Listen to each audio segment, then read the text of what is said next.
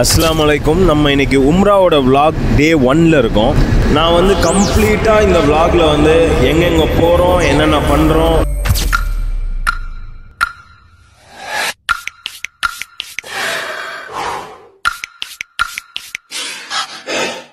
இன்ஷால்லா எல்லாருமே பாருங்க.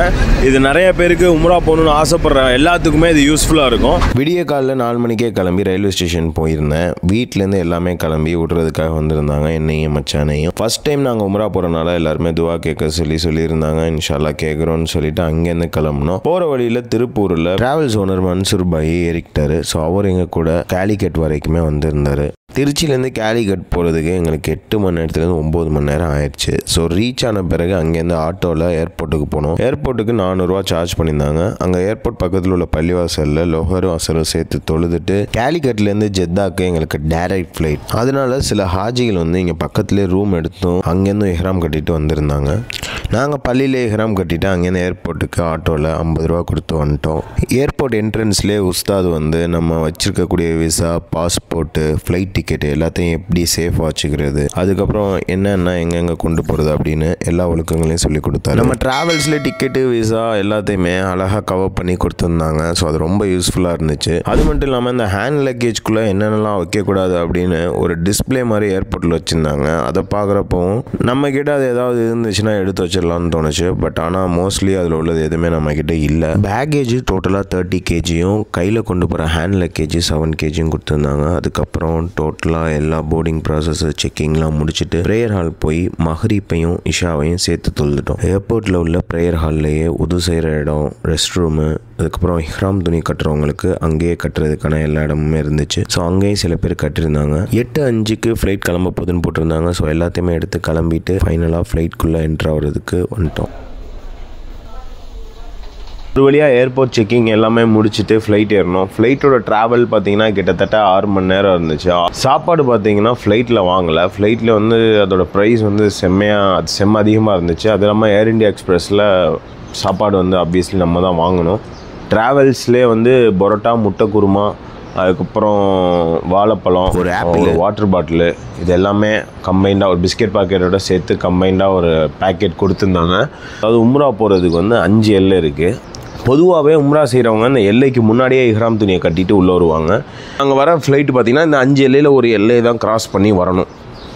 அதனால இந்த எல்லையை கிராஸ் பண்ணுறதுக்கு ஒரு 15 நிமிஷம் முன்னாடியே பைலட் வந்து அனௌன்ஸ் பண்ணிட்டார், இந்த மாதிரி வந்து எல்லையை நம்ம கிராஸ் பண்ண போகிறோம், நியத் வைக்காதவங்க வச்சுக்கோங்க அப்படின்னு சொல்லி. ஸோ இஹ்ராம் நிலையெல்லாம் நம்ம கரெக்டாக போட்டுட்டு நியத் வச்சு பேகேஜ் லக்கேஜ் எல்லாத்தையுமே எடுத்துட்டு நேராக பஸ் இருக்க ஏரியாவுக்கு வந்தாச்சு. எங்களோட பேட்ச் எல்லாமே அந்த பஸ்ஸில் ஏறின பிறகு நேராக அங்கேருந்து மக்கா வந்தோம். மக்கா டோட்டலாக பார்த்திங்கன்னா 2 hours கிட்ட ஆச்சு. பஸ்ஸில் வந்து ஃபுல்லாக லப்பைக் ஓதிட்டு நேராக வந்து வர்றதுக்கு மிட் நைட் ஆயிடுச்சு. ஸோ அதனால் என்ன சொல்லியிருந்தாங்கன்னா, மிட் நைட் ஆனதுனால காலையில் கிளம்பலாம், ஃபஜர் தொழுதுட்டு பிரேக்ஃபாஸ்ட் முடிச்சுட்டு இன்ஷால்லா உம்ரா செய்ய போயிடலாம் அப்படின்னு சொல்லி மன்சூர் பாய் சொன்னார். ஸோ ஓகேன்னு சொல்லிவிட்டு எல்லாருமே ரெஸ்ட் எடுக்க போயிட்டாங்க. அவங்களுக்கு இது பண்ண ரூமை கொடுத்துட்டு, ஸோ ரூம் கீஸை கொடுத்துட்டாங்க. நேராக நாங்கள் ரூம்குள்ளே போய் தூங்கி காலைல ஃபஜருக்கு எழுந்திரிச்ச பிறகு ஃபஜர் தொழுதுட்டு ஹோட்டல் பக்கத்துலேயே ஒரு மஸ்ஜித் இருக்குது. ஸோ அங்கே அதுவும் ஹரம்குள்ளே வரக்கூடிய பள்ளிவாசல் தான். ஸோ அங்கே தொழுகிறவங்க தொழுதாங்க, ரூமில் தொழுகிறவங்களும் தொழுதுட்டாங்க ஃபஜரு. ஏன்னா மிட் நைட் தான் வந்தனால டயர்டாக இருந்தாங்க நிறைய பேர், நிறைய ஹாஜி. பிரேக்ஃபாஸ்ட் டக்குன்னு சாப்பிட்டுட்டு எல்லாமே ரிசப்ஷன் வந்து இருக்க சொல்லிட்டாங்க. 7:45 8 மணிக்கெலாம் ரிசப்ஷன் எல்லா ஹாஜிங்களும் வந்துட்டாங்க. ரிசப்ஷன் வந்து வெயிட் பண்ண பிறகு கொஞ்சம் நேரத்தில் எல்லாத்தையுமே அப்படியே கூப்பிட்டு போய் இந்த இப்ராஹிம் அல் கலீல் ரோடு கிளம்புறதுக்கு 1 வீக் முன்னாடியே ஓரியன்டேஷன் ப்ரோக்ராம்னு ஒன்று நடத்துனாங்க. அதிலே எல்லாமே எக்ஸ்பிளைன் பண்ணிட்டாங்க. இது இல்லாமல் உம்ரா வழிகாட்டின்னு ஒரு புக்கும் கொடுத்துருந்தாங்க. அந்த எக்ஸ்பிளைன் பண்ணுற ஹஜ்ரத் வந்து சூப்பராக எக்ஸ்பிளைன் பண்ணார். எல்லாமே எக்ஸ்பிளைன் பண்ணிவிட்டு கூட்டிகிட்டு போனார். இப்போ வந்து இஹ்ராமோட நிலையில் இருக்கேன். இஹ்ராமோட துணி கட்டியாச்சு. ஆல்ரெடி நான் சொன்ன மாதிரி எல்லைக்குள்ளே ஃப்ளைட் வரப்பையே நியத்தெல்லாம் சொல்லிட்டோம், லப்பைக் உம்ரத்தன்னு சொல்லியாச்சு. ஸோ நம்ம சொன்ன பிறகு இங்கே நேராக நம்ம காபாவை நோக்கி போகிறோம். காபாவை நோக்கி போகிறப்போ லப்பைக் அல்லாஹும்ம லப்பைக் லப்பைக் லா ஷரீக லக லப்பைக் இன்னல் ஹம்த வன் நிஅமத லக வல் முல்க் லா ஷரீக லக். அதே மாதிரி நம்ம இந்த உடை அணிஞ்ச பிறகு சில சட்டங்கள் இருக்குது, அதை நம்ம ஃபாலோ பண்ணணும். நம்ம போட்டிருக்க இஹ்ராம் ஆடை வந்து தைக்கப்படாத துணியாக இருக்கணும். கீழே ஒரு துணி மேலே ஒரு துணி இருக்கணும். உள்ளாடைகள் எதுவுமே போட்டிருக்கக்கூடாது. பெண்கள் அவங்களோட கன்வீனியன்ட் படி எது வேணாலும் போகலாம். அவங்க வந்து முகத்தை மறைக்கக்கூடாது. நம்ம ஆண்கள் வந்து தலையை மறைக்கக்கூடாது. முக்கியமான ஒரு விஷயம் என்னென்னா, வாசனை திரவியங்கள் எதுவுமே நம்ம வந்து யூஸ் பண்ணக்கூடாது. சில விஷயங்களை வந்து இஹ்ராம் துணி கட்டுறப்ப நம்ம வந்து செய்யலாம். அதெல்லாம் என்னென்ன விஷயம் அப்படின்னு பார்த்தீங்கன்னா, வாட்ச் டைம் பார்க்குறதுக்கு வாட்ச் கட்டிக்கலாம், செருப்பு போட்டுக்கலாம், குதிங்கால் மறைக்காமல் இருக்கிற மாதிரி செருப்பு போட்டுக்கலாம். அதுக்கப்புறம் இடுப்பில் நம்மளோட கீழ் துணி கழண்டாமல் இருக்க இடுப்பில் வந்து பெல்ட் கட்டிக்கலாம் டைட்டாக. அதில் வந்து தேவையான பாஸ்போர்ட்டோ இல்லை ஐடி கார்டோ எது தேவையோ அதை வச்சுக்கலாம். இப்போ ஒரு பேக் வச்சுருக்கோம். இந்த பேக் எதுக்கு அப்படின்னு பார்த்தீங்கன்னா, நம்ம உள்ள ஹரம்குள்ளே போனோன்னே செருப்பை கழட்டி அதுக்குள்ளே வச்சுக்கலாம். சப்போஸ் செருப்பு வந்து நான் பேக்குள்ளே வைக்கலை, அங்கே உள்ள கவுண்டர்லேயே வைக்கிறேன் அப்படின்னாலும் அதுக்கும் இருக்குது கவுண்டர்ஸ். ஆனால் கவுண்டர்ஸில் வைக்கிறப்ப நம்பரை மறக்காமல் நோட் பண்ணிக்கணும். அங்கே பக்கத்துலேயே ஒரு QR கோட் ஸ்கேனர் இருக்கும், அது லொக்கேஷனை இது பண்ணும். அதனால் அது ஒரு ஃபோட்டோ எடுத்து வச்சுக்கிட்டிங்கன்னா சப்போஸ் எந்த கவுண்டர்னு தெரியாட்டி அந்த QR கோடை ஸ்கேன் பண்ணி நேராக அந்த லொக்கேஷனுக்கு வந்துடலாம். ஸோ கூட்டு போகிறப்ப என்ன சொன்னார்னா, இந்த மாதிரி கீழே பார்த்துட்டே வாங்க, காபா இருக்கிறது தெரியும். ஸோ அப்படி இருந்துமே நீங்கள் வந்து காபாவை பார்க்காதீங்க. வெளியேருந்து பார்த்துட்டிங்கன்னா அங்கங்கே தெரிய மாதிரி இருக்கும். அப்படி இருந்தும் பார்க்காதீங்க. கிட்டக்க வந்தோடனே நான் சொல்கிறேன் காபாவை பாருங்கன்னு சொல்லி அப்போ பாருங்கன்னு சொல்லி சொன்னார். 3 விஷயம் வந்து கண்ணால் பார்க்குறதே நன்மை. அதில் ஒரு விஷயம் வந்து காபாவை பார்க்குறது. அதனால் காபாவை பார்த்துட்டே இருக்கிறது கூட உங்களுக்கு நன்மை தான் அப்படின்னு சொல்லி சொன்னார். அது இல்லாமல் ஃபஸ்ட் டைம் காபாவை பார்க்க போகிறாங்க அப்படின்றப்போ எங்களுக்கு ரொம்ப எக்ஸைட்மெண்ட்டாக இருந்துச்சு. ஸோ தரையை பார்த்துட்டே போனோம். போகிற வழியெல்லாம் சூப்பராக இருந்துச்சு. ஏன்னா ஃபஸ்ட் டைம் ஹரம்குள்ளே வரோம். பார்த்துட்டே போயிட்டு ஃபைனலாக ஹஸ்ரத் வந்து சொன்னார், நீங்கள் காபா கிட்ட வந்துட்டீங்க, காபா அவங்க முன்னாடி தான் இருக்குது பாருங்கள் அப்படின்னு சொல்லி சொன்னாங்க. அந்த ஒரு டைம் வந்து வேறு லெவல்னு சொல்லணும். ஏன்னா எப்படி சொல்கிறது, ஃபஸ்ட் டைம் பார்த்தோன்னே நிறையா பேர் அங்கே உள்ள கிட்டத்தட்ட 3/4 பேர் அழுதுட்டாங்க. இது எவ்வளோ பேருக்கு இன்னும் ஒரு கனவாக இருக்குது, வந்து நம்ம பார்க்கணும் அப்படின்னு எவ்வளோ பேர் வந்து இன்னமும் ஆசைப்பட்டுட்டு இருக்காங்க. இன்ஷால்லா அவங்க எல்லாருக்குமே அல்லாஹ் கபூல் செய்யணும். இது வந்து இந்த புனிதமிக்க காபாவை பார்க்குறதுக்கும், மதீனாவுக்கு போய் நபி ஸல்லல்லாஹு அலைஹி வஸல்லம் அவங்கள ஜியாரா செய்கிறதுக்கும் எல்லா மக்களுக்கும் வந்து அல்லாஹ் கபூல் செய்யணும். காபாவை பார்த்தாச்சு. ஸோ காபாவை பார்த்தோன்னே கொஞ்ச நேரம் துவா கேட்டுட்டு எல்லாமே முடிச்சுட்டு எக்ஸ்பிளைன் பண்ணக்கூடிய ஆள் வந்து நம்ம திரும்பி ஒரு டவுட்ஸ் கேட்டாலோ திரும்பி ஒரு விஷயத்தை கேட்டாலோ சம்டைம்ஸ் கோபம் ஆயிடுவாங்க. ஆனால் இந்த ஹஸ்ரத் வந்து அந்த மாதிரி எதுவுமே இல்லாமல் எதட்ட உம்ரா ஆரம்பித்து உம்ரா முடிஞ்சு இங்கே நாங்கள் மதியானம் சாப்பாட்டுக்கு வர வரைக்குமே அவருக்குமே ஆன்சர் பண்ணால் எல்லாமே ஹெல்ப் பண்ணாது. நெகத்தை வெட்டுறது இல்லை வந்து முடியே தாடியை தேவையில்லாமல் இழுத்து பிடுங்கிறதோ இதெல்லாம் வந்து உம்ரா செய்கிற வரைக்கும் செஞ்சு முடிக்கிற வரைக்கும் இந்த மாதிரிலாம் எதுவும் பண்ணக்கூடாது. அதாவது உம்ரா செய்கிறதுக்கு வந்து 4 ஃபர்லு சொல்லியிருந்தாங்க. மொதல் ஃபர்லு முடிஞ்சிச்சு. 2வது வந்து தவாஃப் செய்கிறது. இப்ராஹிம் கலீல் ரோட்லேருந்து வந்தால் இந்த வழியாக தான் நம்ம ஹரம்குள்ளே போவோம். ஸோ நம்ம தவாஃப் செய்கிறதுக்கு முன்னாடி ஒது செய்கிறது அவசியம். ஒது இல்லாதவங்க இப்ராஹிம் கலீல் ரோடு வழியாக வரவங்க இங்கேயே ஒது சென்டர் இருக்குது, இங்கே கூட ஒது செஞ்சுக்கலாம். இல்லாட்டி உள்ளே எது பக்கமாக இருக்குன்றதே நான் சொல்கிறேன். நம்ம இப்போ காபாவோட 79வது நம்பர் கேட்டில் இருக்கோம். காபாலேருந்து நீங்கள் எந்த டேரெக்ஷன், அதாவது ஹரம்லேருந்து நீங்கள் எந்த டேரெக்ஷனில் ரூம் இருந்தாலும் சரி, மோஸ்ட்லி இந்த 79வது நம்பர் கேட்லேருந்து போக பாருங்கள். இதுதான் டைரெக்டாக காபாவுக்கு போகக்கூடிய வழி. இப்போ உம்ரா ஃபஸ்ட் டைம் வரவங்க இந்த கேட் வழியாக ப்ரிஃபர் பண்ணிங்கன்னா உங்களுக்கு ஈஸியாக இருக்கும். காபாவை 7 சுற்றி வரணும். ஃபாலோ பண்ணிட்டு வந்தீங்கன்னா இந்த எஸ்கலேட்டர் வரும். இந்த எஸ்கலேட்டரில் இறங்கினோன்னே காபா தான். எப்போவுமே ஒரே ரூட்டே இருக்குன்னு சொல்ல முடியாது. கூட்டம் அதிகமாக இருந்தால் வேறு வழியில் திருப்பிடுவாங்க. ஸோ அந்த வழியை ஃபாலோ பண்ணி போய்க்கிட்டிங்கன்னா உள்ளே போயிடலாம். ஒன்ஸ் காபாவுக்கு போன பிறகு உம்ராவை எந்த இடத்துலேருந்து ஸ்டார்ட் பண்ணுன்றதை நான் சொல்கிறேன் இன்ஷா அல்லாஹ். நான் ஆல்ரெடி சொல்லியிருந்த மாதிரி 79வது நம்பர் கேட்டில் தவாஃப்க்கு வந்து நமக்கு ஒது அவசியம். 79வது நம்பர் கேட்டுக்கு பக்கத்துலேயே ஒது செய்கிற இடம் இருக்குது. இங்கே பார்த்தீங்கன்னா தெரியும். ஒது ஆல்ரெடி இருக்குன்றவங்க வெறும் லப்பைக்கு ஓதிட்டு நம்ம உள்ளே போய் உம்ரா ஸ்டார்ட் பண்ணிடலாம். இப்போ வந்து நம்ம உள்ளே வந்தாச்சு தவாஃப் செய்யக்கூடிய இடத்துக்கு. நம்ம எந்த கேட் வழியாக வந்துட்டாலும் சரி, உள்ளே ஒன்ஸ் வந்த பிறகு நம்ம உம்ராக்கான தவாஃபை ஹஜ்ரதுல் அஸ்வத் கார்னர்லேருந்து தான் நம்ம ஆரம்பிக்கணும். காபாவுக்கு மொத்தம் 4 கார்னர் இருக்குது, அதை பாருங்கள். முதல் கார்னர் ருக்னே ஈராக்கி, அதுக்கப்புறம் ருக்னே ஷாம், அதுக்கப்புறம் ருக்னில் யமானி, அதுக்கப்புறம் ஃபைனலாக ஹஜ்ருல் அஸ்வத். இப்போ நீங்கள் பார்த்துட்டு இருக்கிறது ருக்னில் யமானி. இந்த யமன் கார்னர் வந்து எப்படி நீங்கள் ஐடென்டிஃபை பண்ணலாம் அப்படின்னு பார்த்தீங்கன்னா, காபாவில் ஒரு டிசைன் போட்டிருப்பாங்க கார்னரில். ஒரு கண்டினியூஸ் எல்லோ கலர் டிசைன் இருக்கும். அப்படி இருந்தால் அது யமன் கார்னர்னு அர்த்தம். அதுவே விட்டு ஒரு டிசைன் இருந்தால் அது ஹஜ்ருல் அஸ்வதோட கார்னரு. இப்போதைக்கு இந்த ஒரு அடையாளம் இருக்குது. ஆனால் பேசிக்காக ஹஜ்ரத்துல் அஸ்வத் கல்லோட அடையாளம், அந்த கார்னரோட அடையாளம் எப்படி கண்டுபிடிக்கலாம் அப்படின்னு சொன்னால், அங்கே பார்த்தீங்கன்னா தெரியும், உள்ள ஒரு க்ரீன் கலர் லைட் எரியுது பாருங்கள், அதுதான் வந்து ஹஜ்ரத்துல் அஸ்வத் கார்னருக்கான அடையாளம். ஸோ அதுக்கு நேராக இங்கே பார்த்தோம்னா ஹஜ்ரத்துல் அஸ்வத் இருக்கும். ஸோ அது இல்லாமல் இந்த காபாவோட கார்னர் டிசைனே நீங்கள் பார்த்துக்கலாம். இந்த காபாவோட கார்னர் டிசைன்லேயும் பார்த்தீங்கன்னா விட்டு மஞ்சள் கலரில் டிசைன் போட்டிருக்காங்க. ஸோ அதுதான் வந்து ஹஜ்ரத்துல் அஸ்வதோட டிசைன். தவாஃப் செய்யறதுக்கு முன்னாடி நம்மளோட ரைட் சைட் ஷோல்டர் தெரிகிற மாதிரி தவாஃப் செய்யணும். இதுக்கு பேர் இல்திஃபாவுன்னு சொல்லுவாங்க. முதல் 3 சுத்துக்கு காலை நெருக்கமாக வச்சு இந்த மாதிரி விரைவாக ஓடணும். இதுக்கு பேர் ரமல் செய்தல் அப்படின்னு சொல்கிறாங்க. ஹஜ்ரத்துல் அஸ்வத் கார்னரில் தவாஃபை ஸ்டார்ட் பண்ணி திரும்பி ஹஜ்ரத்துல் அஸ்வத் கல்லுக்கு வரப்போ முடிக்கிறோம். ஸ்டார்ட் பண்ணுறப்போ பிஸ்மில்லாஹி அல்லாஹு அக்பர் அப்படின்னு சொல்லி ஸ்டார்ட் பண்ணுறோம். திரும்பி வரப்போ 2வது ரவுண்ட் ஸ்டார்ட் ஆகும். ஒவ்வொரு தடவையும் நீங்கள் வரப்போ ஒவ்வொரு ரவுண்டு வந்து கம்ப்ளீட் ஆகும். இது மாதிரி மொத்தம் 7 ரவுண்டு, அதாவது 7 சுற்று அது சேர்ந்தது ஒரு தவாஃபு. இதை முடிக்கணும்.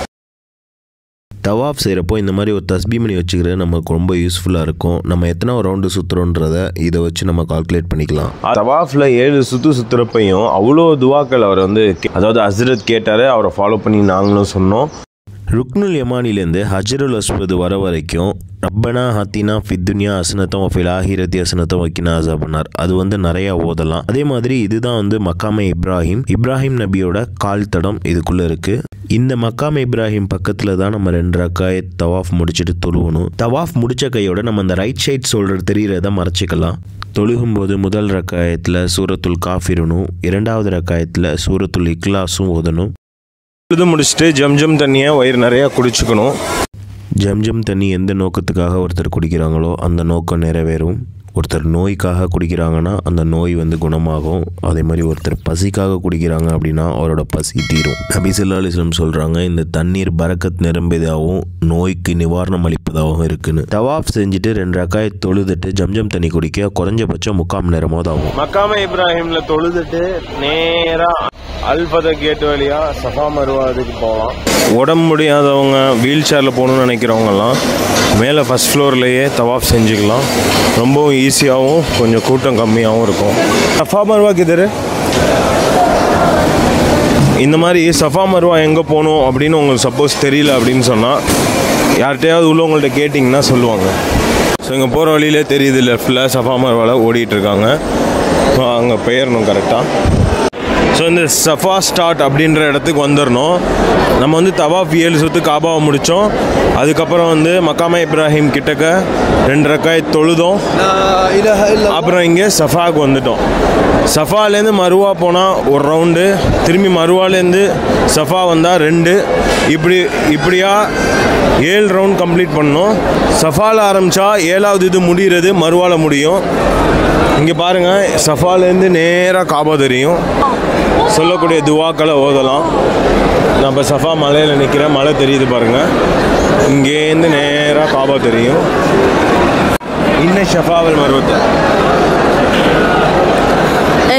இன்ன ஷஃபாவல் மருவத்தை إن الصفا والمروة من شعائر الله فمن حج البيت أو اعتمر فلا جناح عليه أن يطوف بهما ومن تطوع خيرا فإن الله شاكر عليم صدق الله العظيم.